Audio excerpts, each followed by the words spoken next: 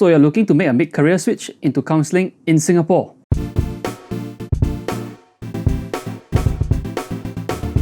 You've thought it through and want to find more information about being registered as a counsellor in Singapore, and perhaps even checking out the qualifications you may need to complete before you can register. You may even have chanced upon the National Council or Social Services website, where they have a page providing advice for those interested in joining what they call the Social Service Tribe as a counsellor. The page has a section on education requirements, and it mentions that the minimum qualifications required to be a Singapore Association of Counselling registered counsellor is a recognised postgraduate diploma and 600 hours of postgraduate clinical hours. They also have a table of recommended programs that links you to the Singapore Association for Counselling website, where they show the full list of recommended programs by the SAC.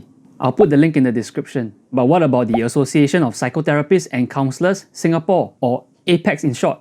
As you do your research, you may come across programs that are accredited by APACS. But what's the difference between APACS and SAC? Depending on how you look at it, APACS can come across as less stringent or more inclusive.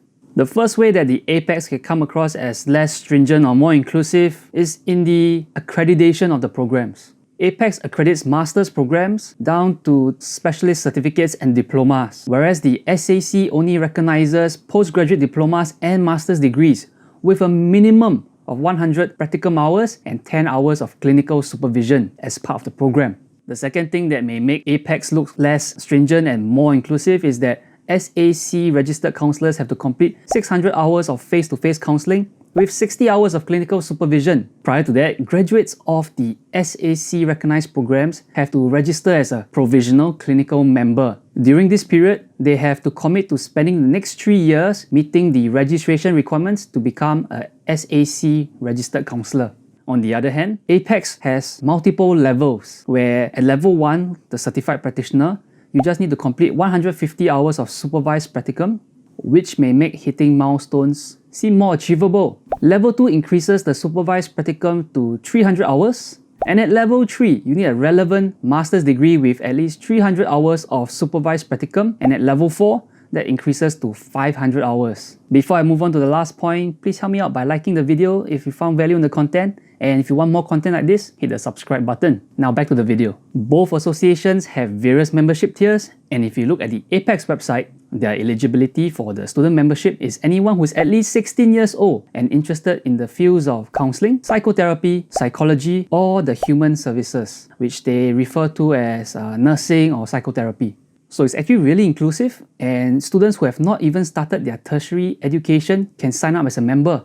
In contrast, if you want to be an SAC student member, you must be currently taking an SAC recognized program at the time of application. And just to bring it up again, all their recognized programs are at the postgraduate level. Personally, I would recommend choosing a program that the prospective employer might prefer or accept. So if you're looking to join the organizations under the NCSS as a counsellor, it would be advisable for you to connect with people on LinkedIn and ask them if their organizations would be willing to employ people who have graduated from programs that are not recognized by the Singapore Association of Counselling. Or if you're shy, just check out the job descriptions to see if there's any specific requirements to get the job. Ultimately, this decision is yours to make. And if you're not willing to put in the time to do the research and make the decision yourself, there will probably be a salesperson happy to make the decision for you.